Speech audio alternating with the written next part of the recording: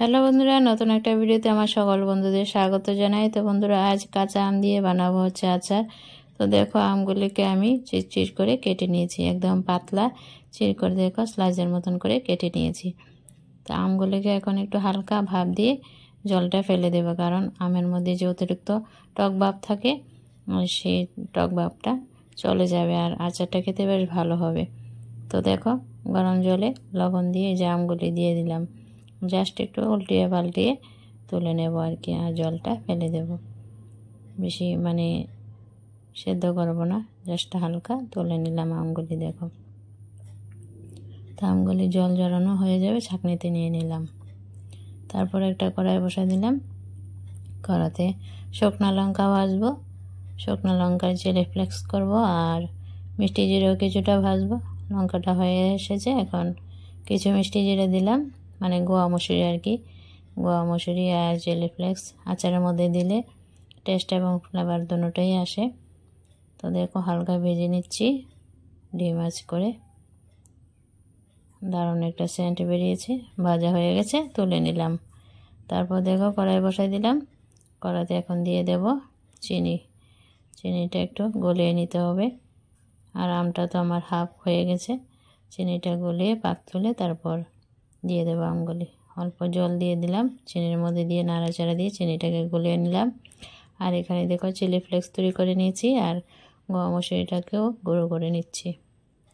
তো গোয়া মসুরি আর এই যে চিলি ফ্লেক্স রেডি, মশলা রেডি হয়ে গেছে আচারের। আর এখানে দেখো চিনির শিরাও তৈরি হয়ে গেছে বন্ধুরা। জাস্ট লোভনীয় আমের আচার রেসিপিটা তোমাদের সাথে শেয়ার করছি। সিম্পলিভাবেই আচারটা করছি বন্ধুরা। চিনি শিরার মধ্যে দেখো আমগুলি দিয়ে আলতোভাবে নেড়ে চেড়ে দিচ্ছে, না হয় আমগুলি গলে যাবে। বেশি নাড়াচাড়া করব না। তারপর মিষ্টির ব্যালেন্সটা ঠিক রাখার জন্য অল্প করে দিয়ে দিলাম লবণ। লবণটা দিয়েও আলতোভাবে একটু নাড়াচাড়া দিয়ে নিলাম। আমার আমের আচার অনেকটাই হয়ে এসেছে। এখন দিয়ে দেব চিলি ফ্লেক্স। চিলি ফ্লেক্সটা দেওয়াতে তারপর আমের যে আচারের কালারটা চলে আসবে। তো দেখো, চিলি ফ্লেক্সটা দিয়ে দিচ্ছি। চিলি ফ্লেক্সটা দেওয়া হলে দিয়ে দেব মিষ্টি জিরা বা গোয়া মসুরির গুঁড়াগুলো। চিলি ফ্লেক্স এবং মিষ্টি জিরার গুঁড়োটা দেওয়াতে আমের আচারের ফ্লেভার এবং টেস্ট দুটোটাই দারুণ হয় বন্ধুরা। তো দেখো, আস্তে আস্তে করে কালার ছাড়তে শুরু করেছে। এইভাবে আলতোভাবে নাড়াচাড়া দিয়ে নিলেই হয়ে যাবে আমার আমের আচার রেডি। তো বেশি নাড়াচাড়া করব না, জাস্ট একটু নাড়াচাড়া দিয়ে নিলাম। আমার আমের আচার হয়ে গেছে বন্ধুরা। এই দেখো, আমের আচারটা নামিয়ে নিয়েছি, কতটা সুন্দর কালার এসেছে। আর একদম সিম্পলিভাবে আমার আমের আচার রেসিপিটা তোমাদের সাথে শেয়ার করলাম বন্ধুরা। অবশ্যই জানিও কেমন লাগলো রেসিপিটা। এখন ওপর থেকে আবারও কিছুটা চিলি ফ্লেক্স দিয়ে দেব আর মিষ্টি জিরার গুঁড়োটা দিয়ে দেব। দেখতে যেমন সুন্দর হবে আচারটা, খেতেও বেশ ভালো হবে। দেখতে পাচ্ছ আমের আচার কালারটা কি সুন্দর হয়েছে বন্ধুরা, দারুণ হয়েছে, খেতেও দুর্দান্ত টেস্টফুল হয়েছে। তো অবশ্যই জানিও আমার আজকের আমের আচার রেসিপিটা তোমাদের কাছে কেমন লাগলো। কাঁচা আমের চিনি দিয়ে আচার তৈরি করে নিলাম একদম সহজেই, জাস্ট লোভনীয়। দেখতে যেমন লোভনীয়, খেতেও দুর্দান্ত টেস্ট হয়েছিল। তো থ্যাংক ইউ বন্ধুরা, এই পর্যন্ত ভিডিওটা দেখার জন্য। যারা ইউটিউব থেকে আমার চ্যানেলটাকে দেখছ, অবশ্যই সাবস্ক্রাইব না করে থাকলে সাবস্ক্রাইব করে রাখবে। আর ফেসবুক পেজ থেকে দেখে থাকলে ফেসবুক পেজটাকে ফলো দিয়ে নেবে বন্ধুরা।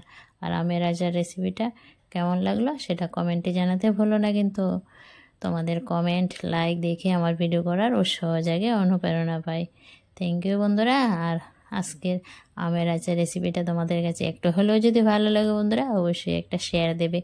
তোমাদের শেয়ারে আমার ভিডিওটা অনেক দূর যাবে, অনেক বন্ধুরার কাছে যাবে, দেখবে, তাতে করে আমার একটু সাপোর্ট হবে। তোমাদের সাপোর্ট ভালোবাসাই তো চাই, আর কি চাই বলো, টাকা পয়সা কিছুই চাই না, একটু সাপোর্ট ভালোবাসা চাই। থ্যাংক ইউ বন্ধুরা, এ পর্যন্ত ধৈর্য ধরে ভিডিওটা দেখার জন্য।